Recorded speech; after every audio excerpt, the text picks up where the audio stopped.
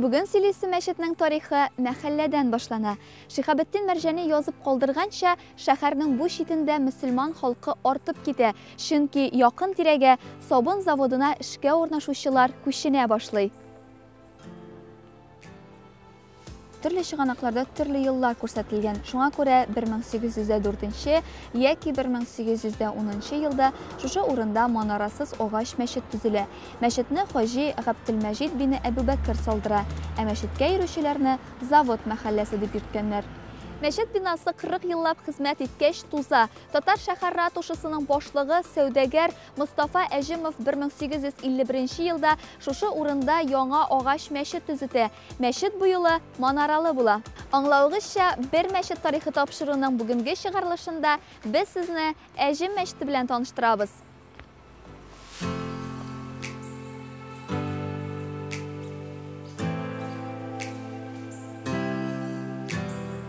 Вакыт уза тора, сәүдә, сәнәгать үсә, эшчеләр саны да арта. Мостафа Әҗимов төзеткән мәчет гыйбадәт кылырга теләүчеләрне үзенә сыйдыра алмый башлый. Завод мәхәлләсе карары нигезендә 1887 елның мартында Казан губерния идарәсенә мөрәҗәгать килеп төшә. Мәхәллә халкы агач мәчет урынына таш мәчет төзергә рөхсәт сорый, ә Мостафа Әҗимовның улы Мортаза мәчет төзетү чыгымнарын үз өстенә алырга риза булу хакында распискада беркетә. Мәчет төзергә рөхсәт бирелүгә төзелеш эшләре башланып та китә. Бина төзеләсе урынны чистарталар, киңәйтәләр. Мәчетнең идәне җәелеп түшәме ясалган мәлдә Мостафа Әҗимов вафат була.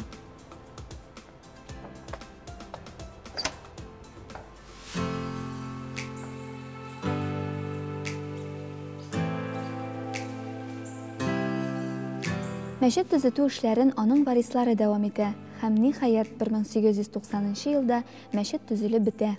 Мәчет матурлыгы белән күз явын алырлык. Ул эклектик, милли романтик рухта төзелгән була. Проект архитекторының исеме билгесез. Әҗим мәчете бер катлы, ике заллы. Манарасының ян кырыйга урнашуы белән ул татар гыйбадәтханәләренең традицион типтагы таш вариантында төзелгән. Ә манараның биеклеге 51 метр. Тышкы яктан шәрык мөселман мотивлары чагыла. Нәкъ менә шушы нечкәлекләр мәчетне романтик рухта күрсәтәләр. 19 гасыр ахырында, 20 гасыр башында Казанга килүче сәяхәтчеләр Әҗим мәчетенең манарасын Константинопольнең борынгы манаралары белән чагыштыра торган булганнар.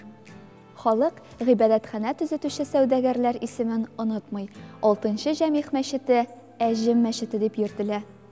Мәчетнең тарихы дистә еллар буена Габделгафаровлар нәселеннән булган имамнар белән бәйле.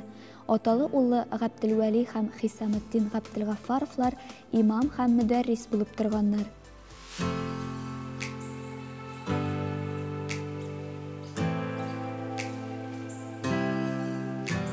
Бер 1871 елда мәчет җирендә сәүдәгәр Мортаза Әҗимов махсус мәдрәсә өчен архитектор Аникин проекты буенча кирпечтән бер катлы бина төзеткән була.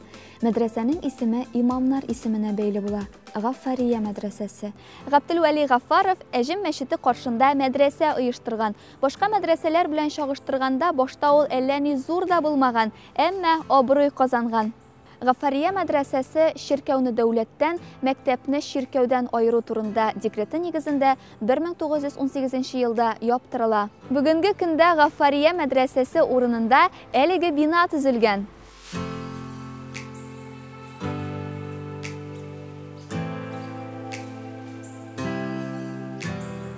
Бер 1930 елларда Әҗим мәчете Татарстан Республика Үзәк башкарма комитеты карары белән ябыла. Совет чорында мәчет бинасында киномеханиклар мәктәбе, мәдәният хезмәткәрләренең квалификациясын күтәрү курслары урнаша.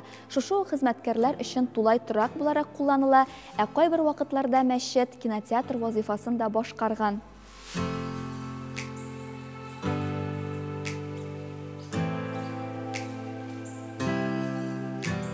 Мин хәзерге вакытта радиоприбор заводы янында басып торам. Әлеге заводның Әҗем мәчете белән нинди бәйлелеге бар дип сорарсыз. Нәкъ менә заводның якында гына урнашуы мәчет бинасының сакланып калуына үзенә күрә бер аңлатма булып тора да инде. Совет чорында Әҗем мәчете турында белүчеләр аз булган, чөнки радиоприбор заводы янына чит кешеләрне якын да китертмәгәннәр.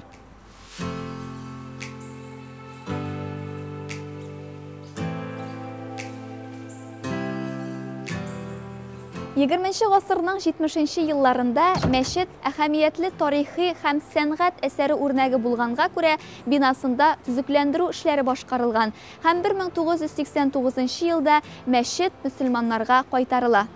1992 елда архитектор Рафик Билалов проекты буенча фасадларны реставрацияләү һәм интерьерларны реконструкция эшләре башкарылган. 2016-2017 елларда мәчеттә ремонт төзекләндерү эшләре үткәрелгән.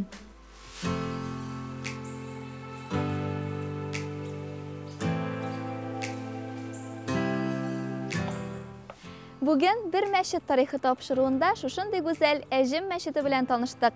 Әссәламу алейкум ва рахматуллаһи ва баракатух.